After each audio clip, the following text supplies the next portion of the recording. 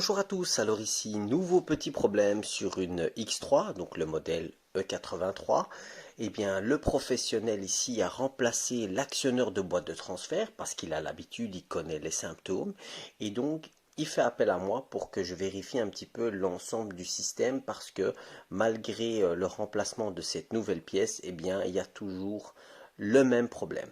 Alors comment je fais? Bien sûr, je regarde d'abord au niveau des connexions et je vérifie tout ce qui est continuité et alimentation. Et de ce côté-là, tout va bien. Je regarde un petit peu les codes défauts et je constate bel et bien les différents problèmes. Alors, premièrement, je constate qu'il y a un problème au niveau de la calibration parce que, eh oui, ce nouveau petit actionneur, il faut calibrer ce qu'on appelle la petite résistance. Et là, après calibration, qu'est-ce que je constate? Eh bien, je constate qu'il y a toujours le même problème. Plus de défauts de calibration, donc tout va bien. Mais le problème, c'est que dès qu'on dépasse les 30 km/h, on a directement le témoin moteur qui s'allume. Enfin, pas le témoin moteur, le témoin à ABS et 4x4. Alors, concernant donc l'engrenage et l'actionneur, il est possible d'avoir un petit kit de réparation.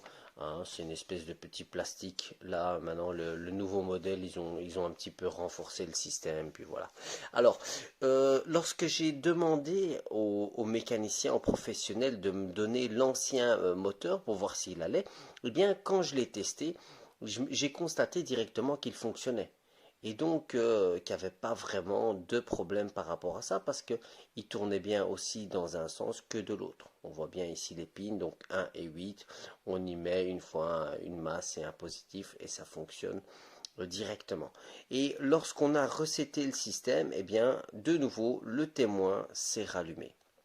On a bien entendu, comme j'ai dit, donc calibré la résistance. De nouveau, le témoin s'est allumé. Alors là, je me suis dit qu'il fallait regarder dans le calculateur ABS. Et quand on regarde dans le calculateur ABS, qu'est-ce qu'on se rend compte? Qu'il y a un problème au niveau des capteurs de la roue arrière droite.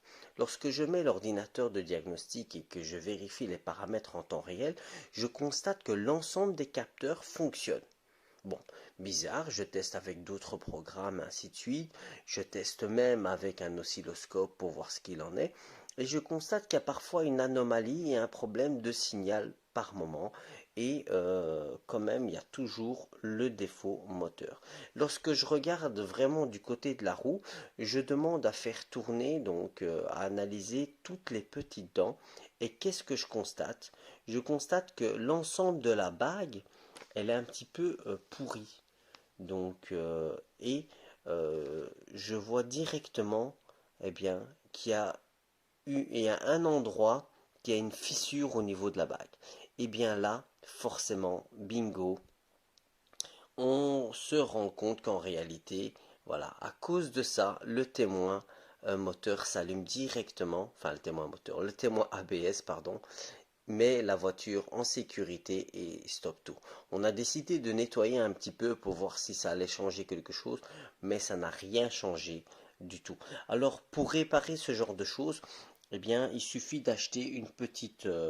Il existe un kit de réparation, hein, et donc c'est une espèce de petite bague qui se vend plus ou moins à 15-20 euros, et il y a moyen de la remplacer directement, ou bien vous avez la possibilité de remplacer donc la noix de cardan. Et on voit là vraiment, c'est une catastrophe. On voit vraiment, ça a été bouffé par la rouille. Voilà. On a parfois ce problème-là dans les roulements, hein, où on a un morceau de piste qui s'échappe et qui s'en va.